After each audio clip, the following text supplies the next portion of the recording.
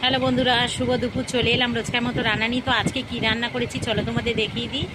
আর আজকের হচ্ছে 3টে এখনও বাজিনি, খেতে বসে গেছি। তো সবে তরকারি লাগিয়েছি। আর আমাদের কর্তামশাই সবে স্নান করে এসেছে, ওকে ভাত দিয়ে দিয়েছে, ও খেতে আরম্ভ করে দিয়েছে। আর চলো দেখিয়ে দিই কী রান্না করলাম। তো প্রথমত এই যে আমাদের কর্তামশাই খাবার স্টার্ট করে দিয়েছে, প্রচুর খিদে পেয়েছে।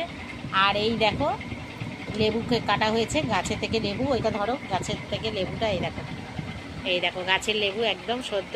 তা লেবুটা পাড়া হয়েছিল আমাদের গাছের, আমার ননদের গাছের লেবু, এই যে দিয়েছে। আর এখানে দেখো থোড় ছেঁচকি করেছি। আর এখানে দেখো এই যে চিকেন কষা করেছি।